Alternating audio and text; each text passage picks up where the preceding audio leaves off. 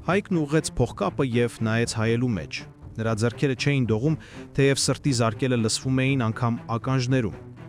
Սա նրա կյանքի կարևորագույն օրն էր, բայց ոչ այն պատճառով, ինչի մասին մտածում էին դրսում հավաքված հարյուրավոր հյուրերը։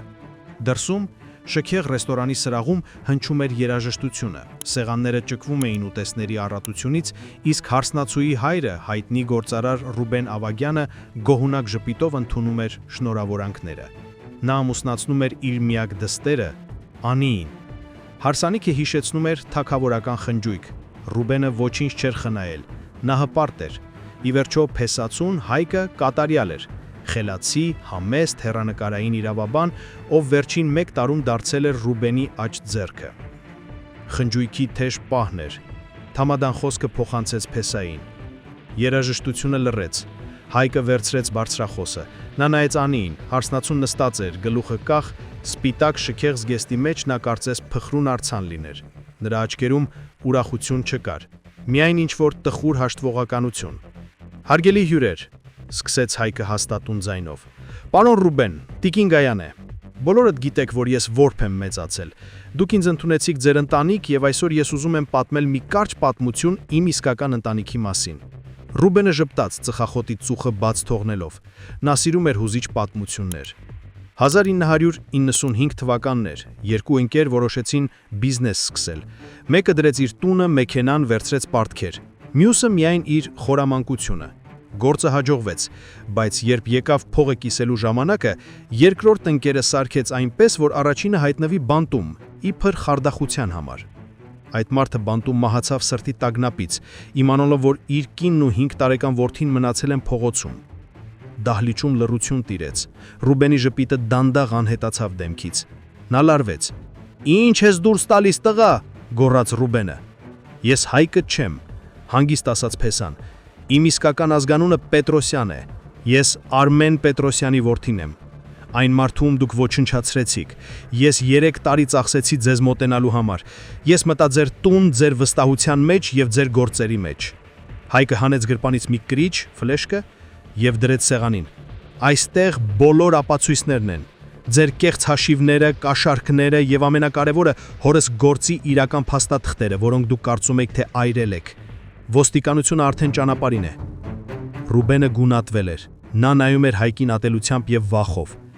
Դու օգտագործեցիր աղջկաս, խզաց նա։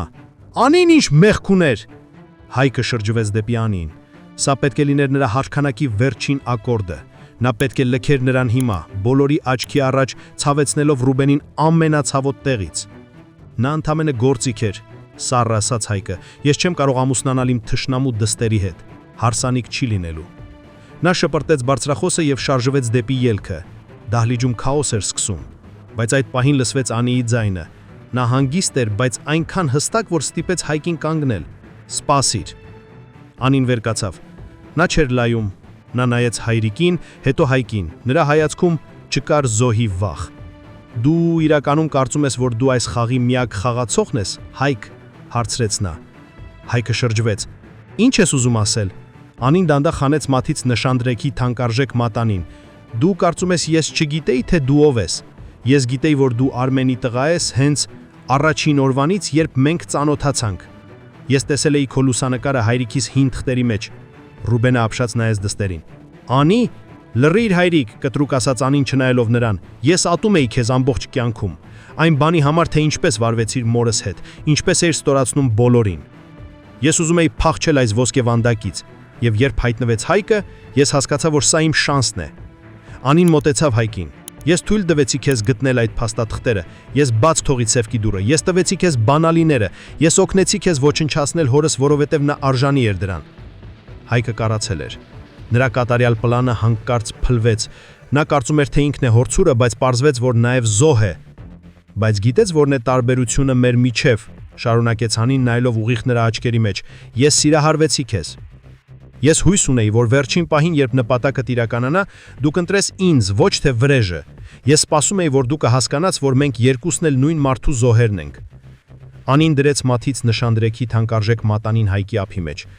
«Բայց դու նման ես հորս։ Քեզ համար էլ ամբիցիաներն ու անցյալը ավելի կարևոր են, քան կողքիդ կանգնած մարդը։ Դուք իրար արժանի եք»։ Անին շրջվեց եւ վերցրեց իր պոյուսակը։ Ոստիկանությունը հիմա կգա հորս հետևից, ասաց նա դիմելով երկու տղամարդկանց։ Իսկ դու, Հայկ, մնա քո վրեժի հետ։ Դու հաղթեցիր անցյալը, բայց պարտվեցիր ապագան։ Նա իջավ բեմահարթակից եւ քայլեց դեպի դուռը, ճեղքելով շփոթված հյուրերի բազմությունը։ Դռան մոտ նա մի պահ կանգ առավ, բայց ետ չնայեց։ Հայկը մնաց կանգնած դատարկ բեմում, ձեռքին սեղմած մատանին։ Նա նայեց Ռուբենին։ Ձեր գործարարը նստած էր աթոռին, ծերացած ու կոտրված, բայց Հայկը հաղթանակի համը չէր զգում։ Նրա բերանում միայն մոխրի դառնություն էր։ Նա հասկացավ, որ քանդելով թշնամու կյանքը նա սեփական ձեռքերով քանդեց նաև այն միակ լավ բանը, որ ուներ՝ իրական սերը։ Հարսանիքը ավարտվեց, բայց ոչ մեկ չգորած դառն է։ Իրականությունը շատ ավելի դառն էր, քան ցանկացած գինի։